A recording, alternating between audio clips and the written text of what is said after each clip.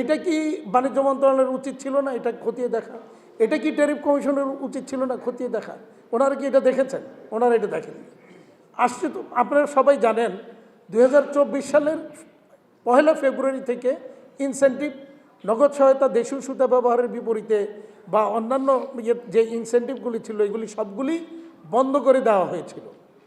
পরবর্তীতে আপনার নিশ্চয়ই মনে আছে ওখানে কতগুলো এইচএস কোড দিয়ে বলেছিল এই এইচএস কোডের বিপরীতে কোনো ইনসেন্টিভ পাবে না।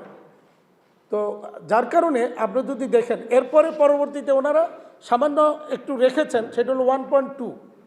সেই 1.2 পেয়ে আমরা কোনোভাবেই এই যে সুতার দামের যে পার্থক্য এটাকে কাভারেজ দিতে পারি না। যেটা অতীতে আপনারা দেখেছেন সবসময় কিন্তু বাংলাদেশের সুতার সাথে ইন্ডিয়ার সুতার দামের একটা 20, 25, 30 সেন্টের একটা পার্থক্য সবসময়ই ছিল, আগেও ছিল এটা। বাট আমরা তখন ইনসেন্টিভটা দিয়ে সেটাকে যতটুকু পারি কাভারেজ দিয়েছি, বাকিটা আমরা আমাদের দেশীয় ইন্ডাস্ট্রি হিসাবে আমরা সেটাকে কিছুটা আমরা বাড়তি দিয়েছি। কিন্তু ইনসেন্টিভ বন্ধ হয়ে যাওয়ার পর থেকেই কিন্তু আজকে এই সমস্যাটা তৈরি হয়েছে।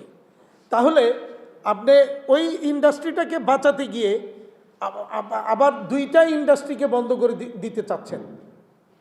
আপনি একটা জিনিস খেয়াল করেন, সুতা আমদানি বন্ধ করলেন, তো কালকে থেকে যদি ফ্যাব্রিক্স আমদানি শুরু হয় তাহলে কি করবেন?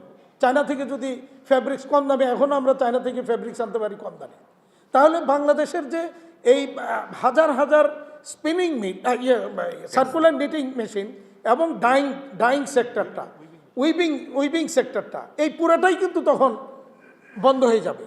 তাহলে আপনি স্পিনিং মিলকে বাঁচাতে গিয়ে আপনি বাকি ফরওয়ার্ড লিঙ্কেজের সবগুলিকে বন্ধ করার ব্যবস্থা করতেছেন।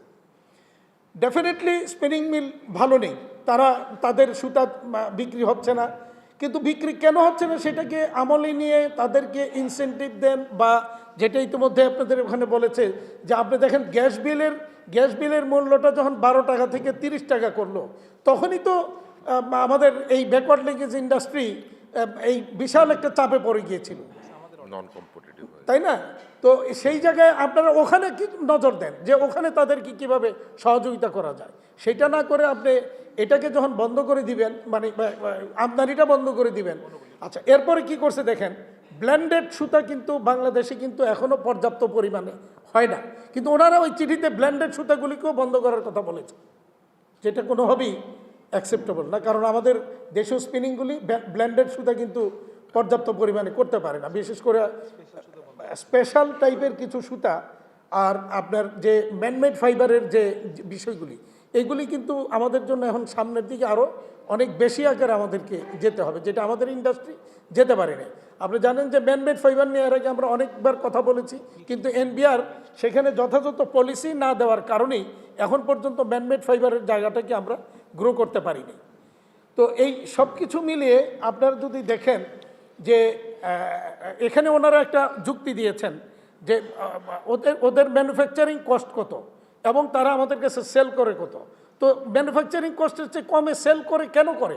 কারণ তাদেরকে আপনারা জানেন যে রোড ট্যাপ নামে একটা ইনসেন্টিভ 11 রুপি অথবা 3.88 হুইচ ইজ লোয়ার একটা ইনসেন্টিভ তারা পায়।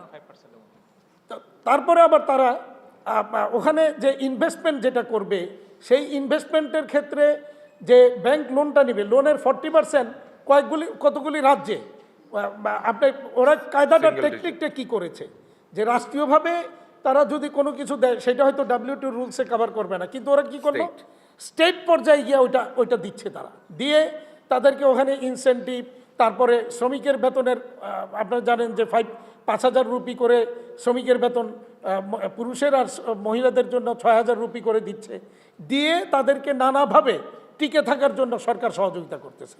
আর আমাদের এখানে কি হচ্ছে, একটার পর একটা আমাদের যতগুলি এক্সপোর্ট সেক্টরের ইনসেন্টিভ বলেন বা সহযোগিতা ছিল সবগুলি কিন্তু গত 2-3 বছরে বন্ধ করে দেওয়া হয়েছে।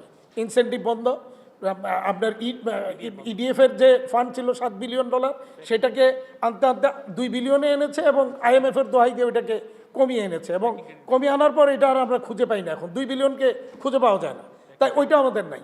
5,000 কোটি টাকার একটা প্রি শিপমেন্ট ক্রেডিট স্কিমের একটা ফান্ড ছিল 5% ইন্টারেস্টে, প্রথমে এটা 2.5% ছিল, পরে 5% করেছে, সেইটাও কিন্তু গত এপ্রিল থেকে বন্ধ হয়েছে। আবার ইন্টারেস্ট রেট 15 থেকে 16%। একটা একটা আজব জিনিস আমরা ইদানিং দেখছি, লক্ষ্য করছি যে আমরা এটা আমার 38 বছর জীবনে আমি দেখিনি কখনো যে এক্সপোর্ট করে ডকুমেন্টস ব্যাংকে দিলে সেই ডকুমেন্ট পারচেস করে ইন্টারেস্ট বসাই দেওয়া আমি কখনো ব্যাংকে এই জিনিস দেখিনি, যেটা এখন ব্যাংকগুলি করছে। অর্থাৎ এই জায়গায় যেই কথাটা আমি বলার চেষ্টা করতেছি সেটা হচ্ছে আমরা গত সরকারের আমলে ব্যাংক লুটপাট হয়েছে, বিদেশে টাকা পাচার হয়েছে, আমরা শুনেছি, দেখেছি, বা এটার ভুক্তভোগী আজকে ব্যাংক সহ টোটাল ইন্ডাস্ট্রি, দেশের অর্থনীতি। কিন্তু এখন কি হচ্ছে, এখন ব্যাংকগুলি নানা কায়দায় ব্যবসায়ীদের টাকা লুটে পুটে নিয়ে যাচ্ছে। এই জিনিসগুলি আসলে খতিয়ে দেখা দরকার। দেখে সমন্বিত একটা উদ্যোগ নিয়ে সবাইকে নিয়ে বসে সরকার যদি একটা সিদ্ধান্ত নিতে পারে, তাহলে আজকে আমার স্পিনিং মিলও বাঁচবে, ফরওয়ার্ড লিঙ্কেজ ইন্ডাস্ট্রিও বাঁচবে। এখন একজনকে বাঁচাইতে গিয়ে বাকিদেরকে মেরে ফেলা কোনোভাবেই এটা কাজ সঠিক হবে না।